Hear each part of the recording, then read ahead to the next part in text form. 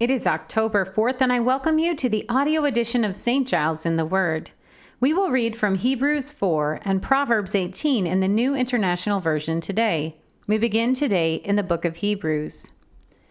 Therefore, since the promise of entering his rest still stands, let us be careful that none of you be found to have fallen short of it.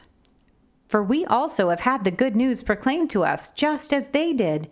But the message they heard was of no value to them, because they did not share the faith of those who obeyed. Now we, who have believed, enter that rest, just as God has said. So I declared on oath in my anger, they shall never enter my rest.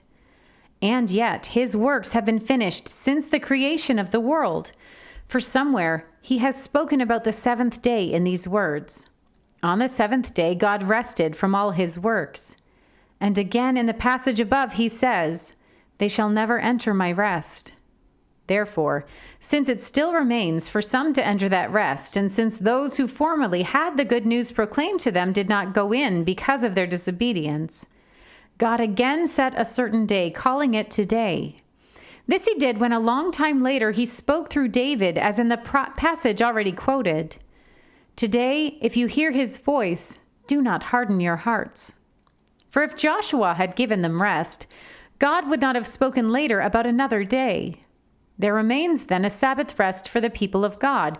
For anyone who enters God's rest also rests from their works, just as God did from his. Let us, therefore, make every effort to enter that rest, so that no one will perish by following their example of disobedience. For the word of God is alive and active, sharper than any double-edged sword. It penetrates even to dividing soul and spirit, joints and marrow. It judges the thoughts and attitudes of the heart. Nothing in all creation is hidden from God's sight.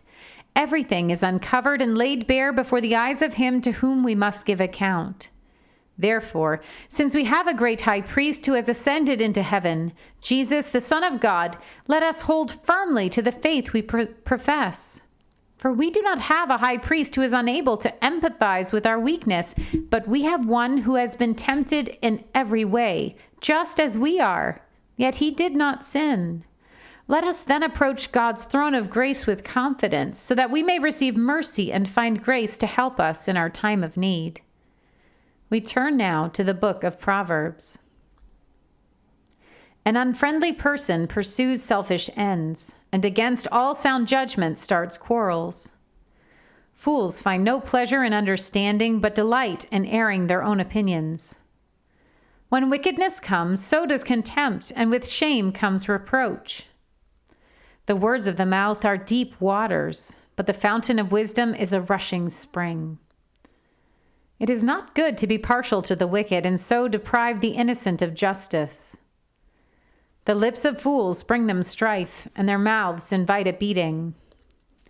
The mouths of fools are their undoing, and their lips are a snare to their very lives. The words of a gossip are like choice morsels. They go down to the inmost parts. One who is slack in his work is brother to one who destroys. The name of the Lord is a fortified tower. The righteous run to it and are safe. The wealth of the rich is their fortified city. They imagine it a wall too high to scale. Before a downfall, the heart is haughty, but humility comes before honor. To answer before listening, that is folly and shame. The human spirit can endure in sickness, but a crushed spirit, who can bear? The heart of the discerning acquires knowledge, for the ears of the wise seek it out.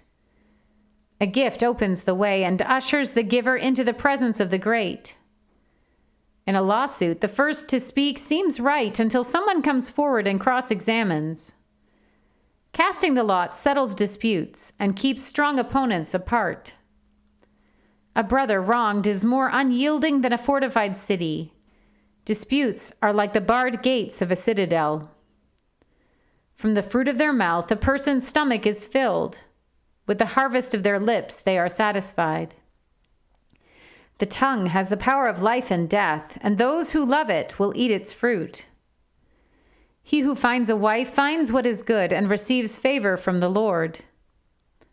The poor plead for mercy, but the rich answer harshly. One who has unreliable friends soon comes to ruin, but there is a friend who sticks closer than a brother. Here ends our reading for today.